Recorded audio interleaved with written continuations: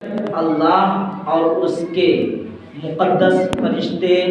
نبی کریم صلی اللہ تعالی علیہ وسلم پر درود بھیجتے ہیں۔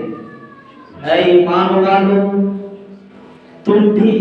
خوب درود و سلام بھیجو جیسا کہ بھیجنے کا حق ہے۔ حضرات، میں یہاں رک کر کے اس آیت کریمہ پر کچھ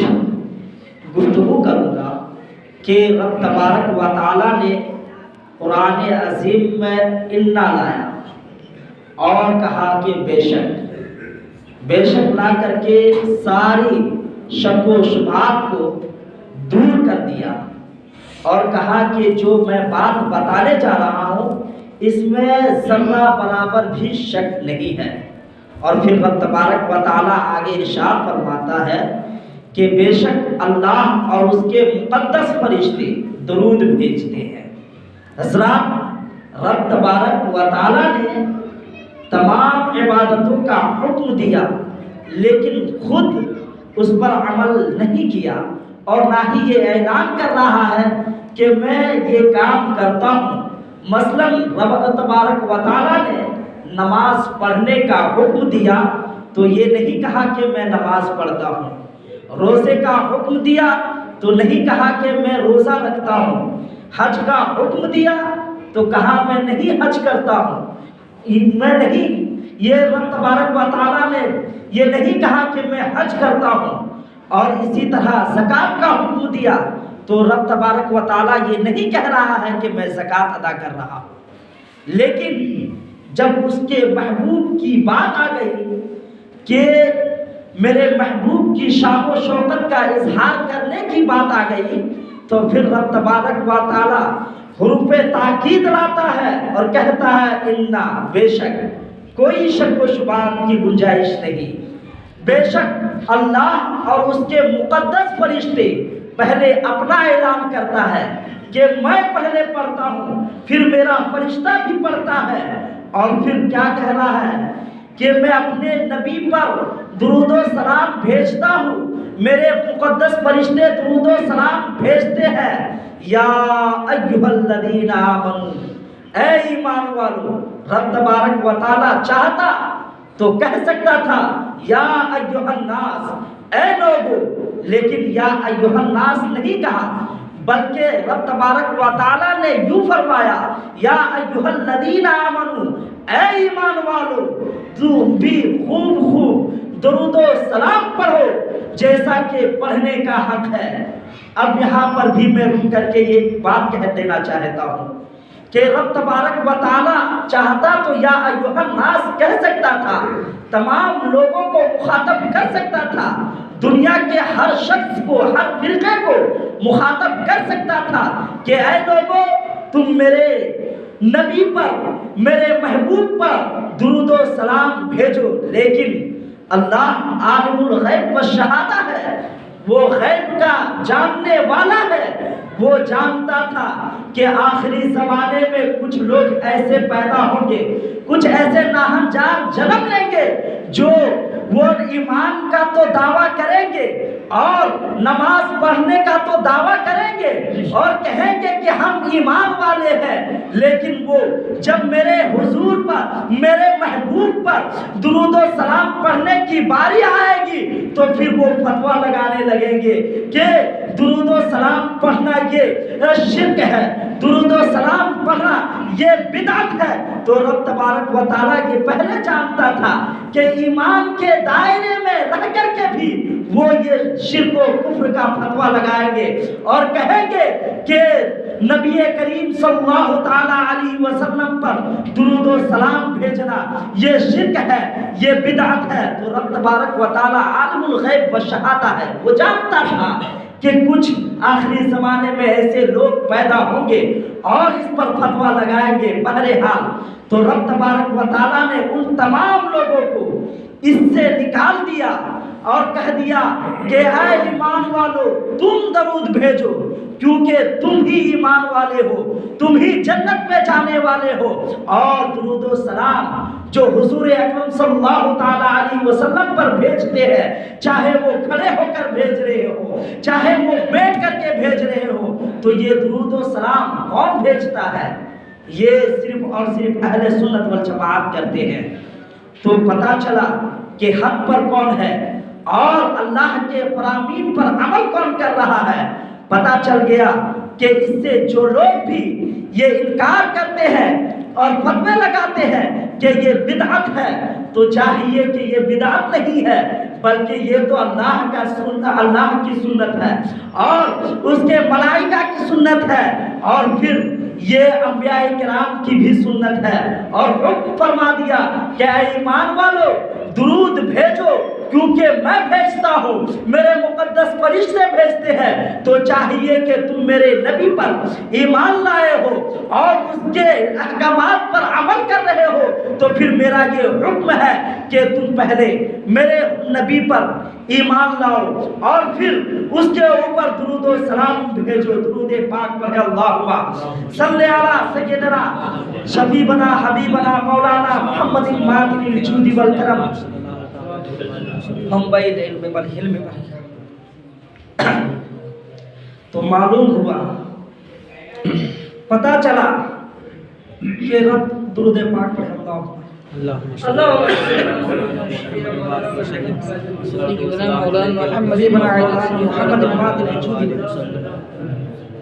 منبع العلم والحلم والحکم وعلى آلہ واصحابہ بارک وسلم۔ صلاۃ و سلام علیک یا رسول اللہ صلی اللہ تعالی علیہ وسلم۔ رب تبارک و تعالی فرما رہا ہے کہ بے شک اللہ اور اس کے مقدس فرشتے نبی کریم صلی اللہ تعالی علیہ وسلم پر درود بھیجتے ہیں۔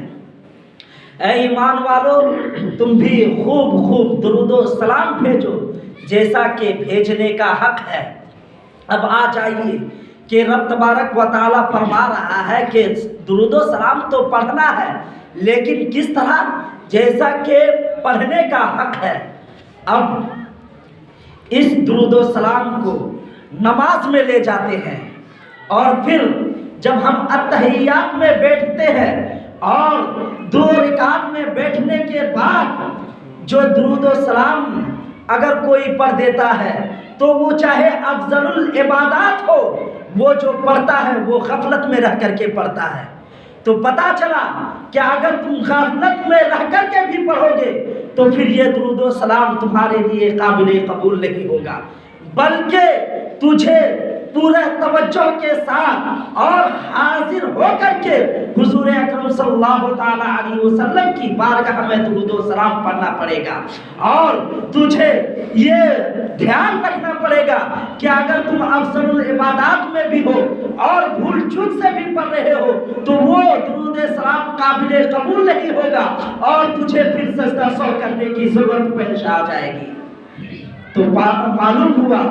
کہ درود و سلام پڑھنے کا حق کیا ہے کہ ادب کے ساتھ کھڑے ہو جائے۔ مفسرین کرام کا اس بات پہ اتفاق ہے کہ جب حضور اکرم صلی اللہ تعالی علیہ وسلم پر درود و سلام پڑھا جائے تو پھر وہ دونوں ہاتھ باندھ لے، مثل صلات ہو جائے، اور پھر حضور اکرم صلی اللہ تعالی علیہ وسلم کے قبر انور کی طرف رخ کرے اور پھر ادب کے ساتھ درود و سلام کا نذرانہ پیش کرے۔ چنانچہ حدیث پاک میں حضور اکرم صلی اللہ تعالی علیہ وسلم نے ارشاد فرمایا، کان ابی یوم القیامت اکثر علی الصلاۃ، کہ جو شخص مجھ پر کثرت سے درود و سلام پڑھے گا کل بروز قیامت وہ سب سے میرے نیڑے ہوگا، سب سے زیادہ قریب ہوگا۔ ایک حدیث میں تو یہ ہے، اور حضور اکرم صلی اللہ تعالی علیہ وسلم ایک دوسری حدیث میں بیان فرماتے ہیں کہ کل بروز قیامت وہ شخص سے میں مصافحہ کروں گا جو شخص روزانہ 100 مرتبہ درود پاک پڑھنے کا عادی ہو جائے۔ یہ کتنا جافزہ مزدہ ہے، یہ کتنا دل آویز مزدہ ہے کہ حضور اکرم صلی اللہ تعالیٰ علیہ وسلم اس دنیا میں رہ کر کے جس دسترخوان یا چادر سے ہاتھ پوچھ لے اس دسترخوان یا چادر کو دنیا کی آگ نہیں جلا سکتی، دنیا کی آگ نہیں جلا سکتی۔ اور جب بروز قیامت میں اس امتی کا ہاتھ حضور اکرم صلی اللہ تعالیٰ علیہ وسلم کے ہاتھ میں چلا جائے تو پھر اس امتی کو جہنم کی آگ کیسے جلا سکتی ہے؟ یہ غور کرنے کا مقام ہے۔ بہرحال اللہ تبارک و تعالیٰ نے قرآن میں ارشاد فرمایا کہ میرے نبی پر درود پڑھو جیسا کہ پڑھنے کا حق ہے۔ حضرات حضور اکرم صلی اللہ تعالیٰ علیہ وسلم پر درود و سلام کا نذرانہ پیش کرنا در حقیقت اپنی غلامی کا ثبوت پیش کرنا ہے، اور یہ درود و سلام پڑھنا در حقیقت حضور اکرم صلی اللہ تعالیٰ علیہ وسلم کی سب سے بڑی تعظیم و توقیر ہے، کیونکہ درود و سلام سے امتی اپنے نبی کا قرب حاصل کرتا ہے۔ چنانچہ حضرت آدم علیہ السلام کا جب تعظیم و توقیر کرنا مقصود ہوا تو رب تبارک و تعالیٰ نے فرشتوں کو حکم دیا کہ اے فرشتوں آدم کو سجدہ کرو، آدم کو سجدہ کرو۔ لیکن یاد رکھیں کہ یہ سجدہ کچھ ہی دیر کے لیے تھا، اور یہ سجدہ تعظیمی تھا، سجدہ تعبدی نہیں تھا، اور یہ سجدہ تعظیم و توقیر کے لیے تھا، نہ کہ پرستش کے لیے، نہ کہ عبادت کے لیے تھا۔ تو معلوم ہوا کہ یہ سجدہ بعض مفسرین کرام نے اس پر اعتراض کیا اور یہ بیان کیا کہ جو سجدہ حضرت آدم علیہ السلام کو کیا گیا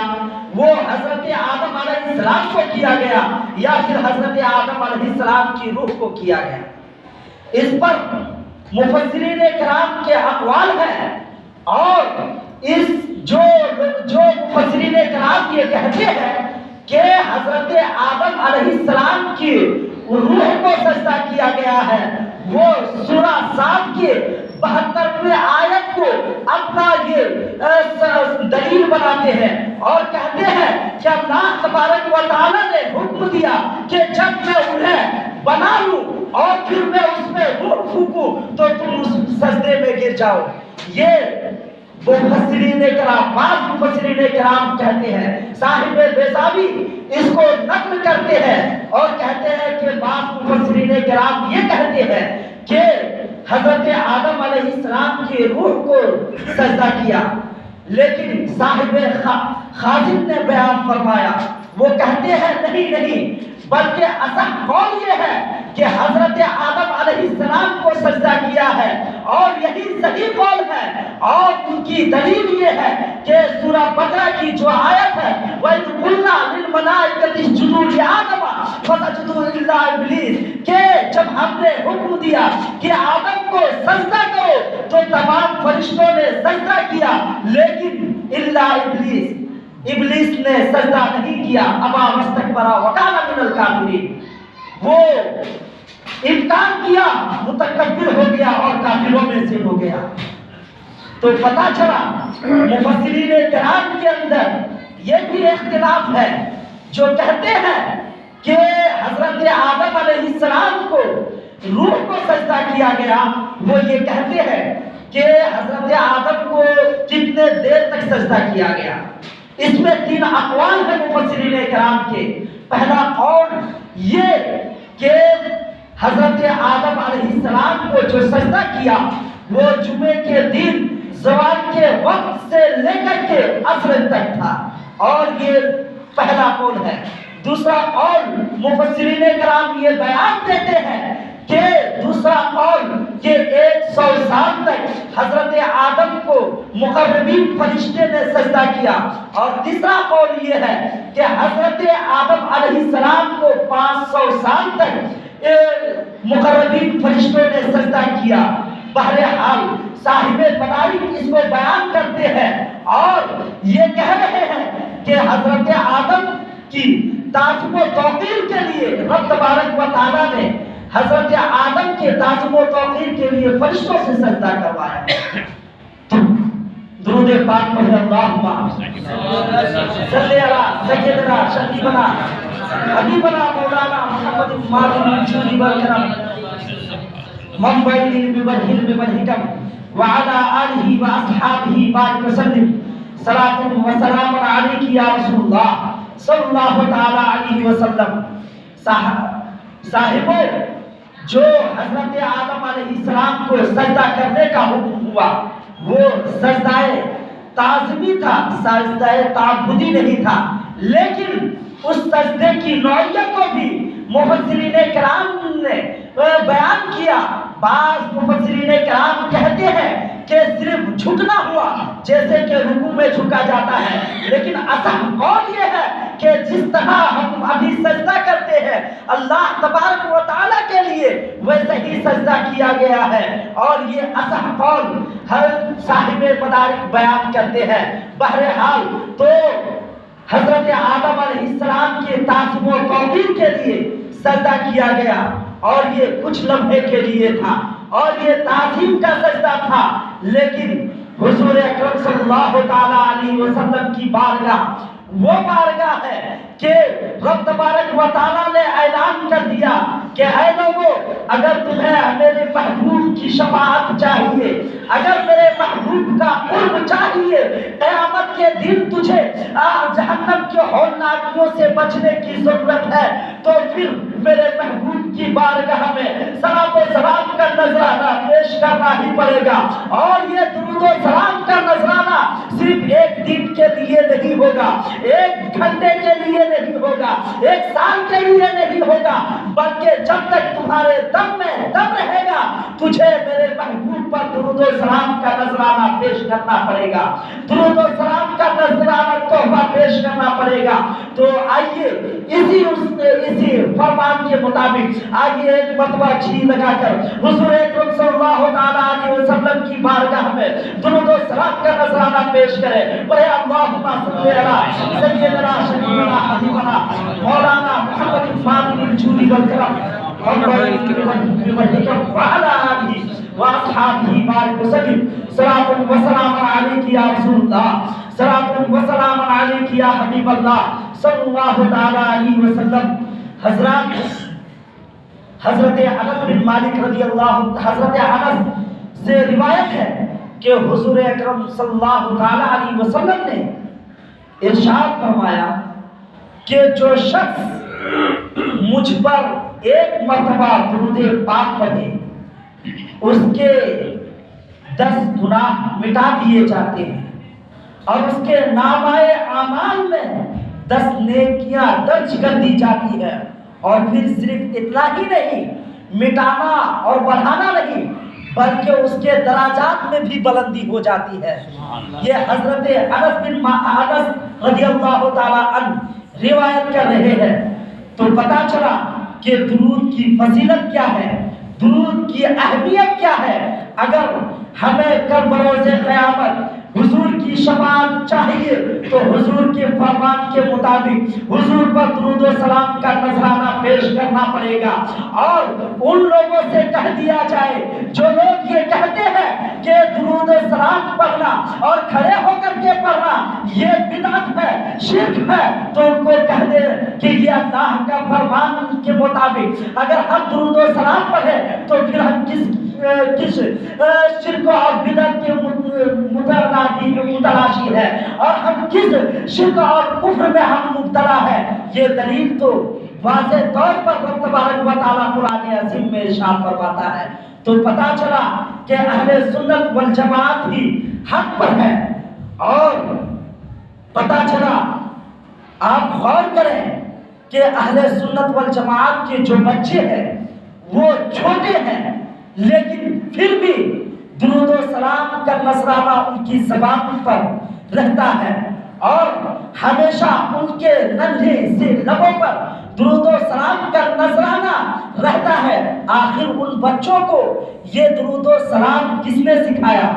آخر ان کے دل میں یہ اشتیاق کیسے پیدا ہوا؟ ان کے دل میں یہ شوق کیسے پیدا ہوا؟ تو میں کہوں گا کہ اہل سنت والجماعت کا بچہ جانتا ہے کہ کی محمد سے وفا تو نے تو ہم تیرے ہیں، کی محمد سے وفا تو نے تو ہم تیرے ہیں، یہ جہاں چیز ہے کیا لوح و قلم تیرے ہیں۔ وہ جانتے ہیں کہ ہم حضور کے ہو جائیں گے تو پھر لوگ بھی میرے ہاتھ میں دے دیا جائے گا، تختی بھی ہمارے ہاتھ میں دے دی جائے گی، پھر تجھے حکم ہو جائے گا جاؤ جو چاہتے ہو لکھ لو اپنی تقدیر میں۔ تو معلوم ہوا،